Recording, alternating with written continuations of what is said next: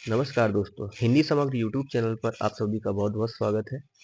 आज की वीडियो में हम बात करेंगे आदिकाल के कुछ महत्वपूर्ण प्रश्नोत्तरों की, जो कि समस्त टीजीटी पीजीटी एग्जाम और अन्य जो भी हिंदी से संबंधित एग्जाम है, सभी में आपके लिए महत्वपूर्ण होने वाले हैं। तो चलिए शुरुआत करते हैं। पहला प्रश्न है हमारे सामने, आचार्य रामचंद्र शुक्ल आदिकाल का समय क्या मानते हैं? ऑप्शन दिए गए हैं संवत 1050 से 1375, संवत 1050 से 1380, संवत 1050 से 1385 या संवत 1050 से 1390। तो यहाँ सही उत्तर हो जाएगा ऑप्शन नंबर ए, संवत 1050 से 1375। अगर बात करें हम इसी जो समय की ईसवी में अगर हम बात करते हैं, तो ईसवी में संवत को ईसवी में बदलने के लिए इसमें 57 जो संख्या है उसे घटा देते हैं। मान लीजिए 1050 है, ये ईसवी में 993 हो जाएगा। इसी तरह ये 1375, 57 घटाएंगे तो 1318। तो ये सन हमारी ईसवी में आ गई। अगर एक और फैक्ट की बात करें तो आचार्य रामचंद्र शुक्ल ने आदिकाल को जो नाम दिया था वो दिया था वीरगाथा काल। वीरगाथा काल। चलिए नेक्स्ट क्वेश्चन पर बढ़ते हैं। दूसरा प्रश्न है, भाषा काव्य संग्रह के लेखक कौन है? ऑप्शन दिए गए हैं कामता प्रसाद गुरु, महेश दत्त शुक्ल, मिश्र बंधु और जॉर्ज ग्रियर्सन। बात करते हैं सही उत्तर की। हमारा सही उत्तर हो जाएगा ऑप्शन बी, महेश दत्त शुक्ल। महेश दत्त शुक्ल ने भाषा काव्य संग्रह की जो रचना की थी 1873 में की। अगर बात करें हम ऑप्शन ए कामता प्रसाद गुरु की, तो इनकी एक प्रसिद्ध पुस्तक है हिंदी व्याकरण। हिंदी व्याकरण। इसके अलावा मिश्र बंधु की बात करें, दो पुस्तकें इनकी बहुत फेमस है। पहली है हिंदी नवरत्न और दूसरी पुस्तक है मिश्र बंधु विनोद।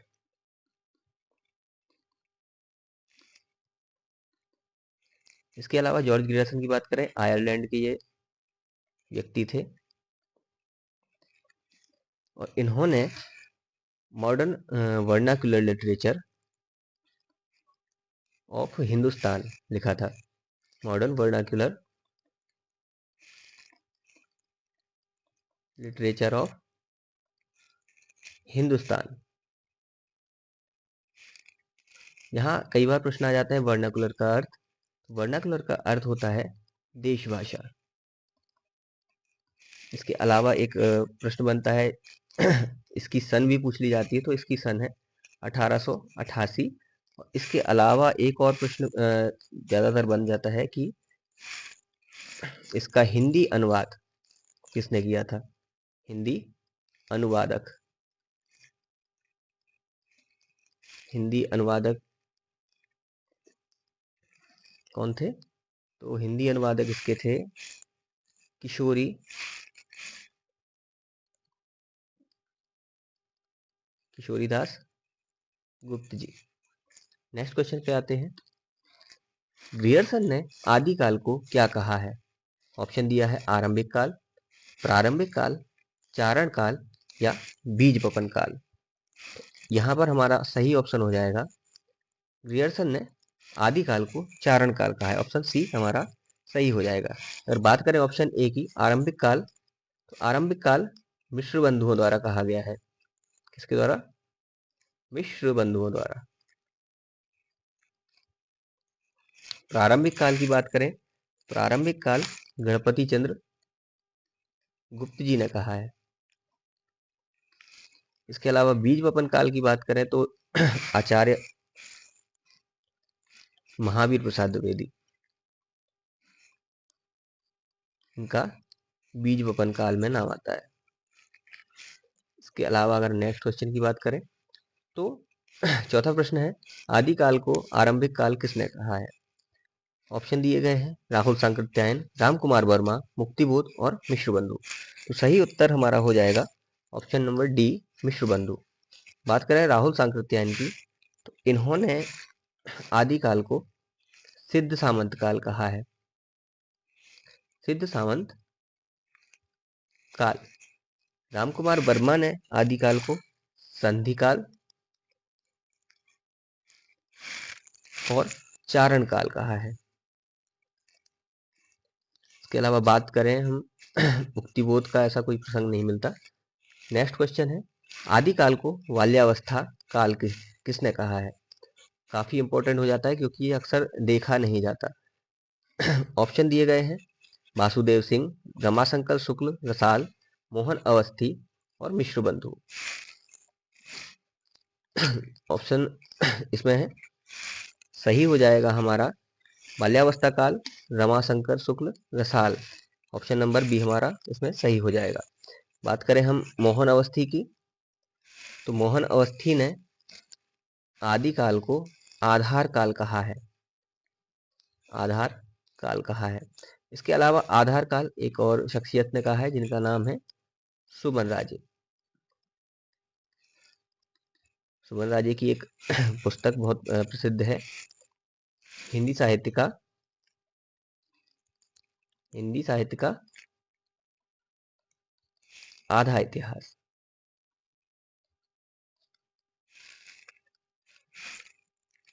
बात करें हम मिश्र बंधु की, तो इनकी हम पहले भी बात कर चुके हैं। आरंभिक काल इन्होंने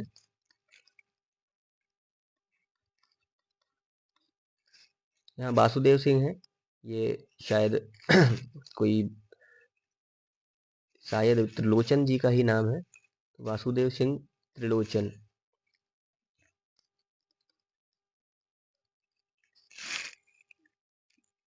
त्रिलोचन जी, इनको हिंदी सोनेट का साधक भी कहते हैं। साधक। चलिए नेक्स्ट प्रश्न पर आते हैं, आदिकाल को वीरगाथा काल किसने कहा है? ऑप्शन दिए गए हैं, हजारी प्रसाद द्विवेदी, रामचंद्र शुक्ल, नगेंद्र और शंभुनाथ।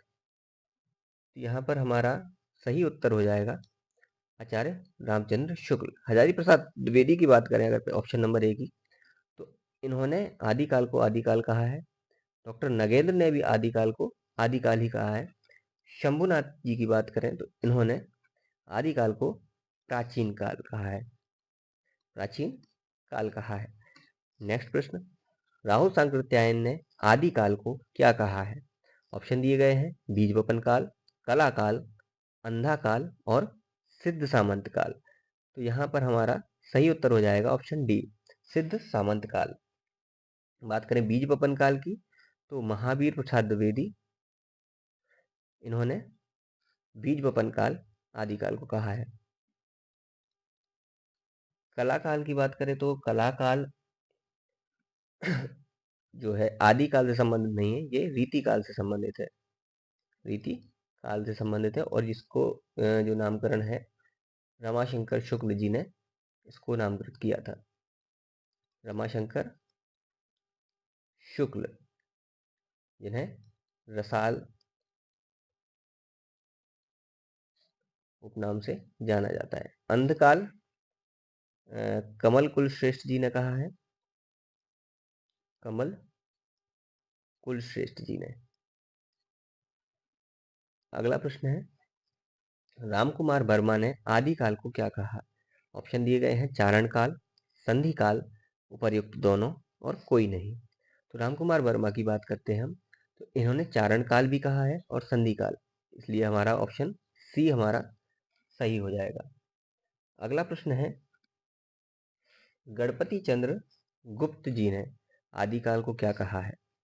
ऑप्शन दिए गए हैं, शून्य काल, प्रारंभिक काल, उपर्युक्त दोनों या कोई नहीं। तो यहाँ पर गणपति चंद्र गुप्त जी ने आदिकाल को शून्य काल और प्रारंभिक काल, तो दोनों इन्होंने कहा है। इसके अलावा इन्होंने एक नाम और दिया है जिसे कहते हैं उन्मेष काल। उन्मेष काल। अगला प्रश्न है, आदिकाल को अंधकार काल किसने कहा है? तो यहाँ पर ऑप्शन दिए गए हैं, कमल कुलश्रेष्ठ, वासुदेव सिंह, रामप्रसाद सिंह और बच्चन सिंह। तो यहाँ हमारा सही उत्तर हो जाएगा ऑप्शन ए, कमल कुलश्रेष्ठ। बात करते हैं रामप्रसाद सिंह जी की, तो इनकी एक रचना जान लीजिए, लोहा मरल। इनकी एक प्रसिद्ध रचना है। बच्चन सिंह जी की बात करें तो इनकी एक पुस्तक हिंदी साहित्य के इतिहास में प्रसिद्ध है, जो कि है हिंदी साहित्य का दूसरा इतिहास।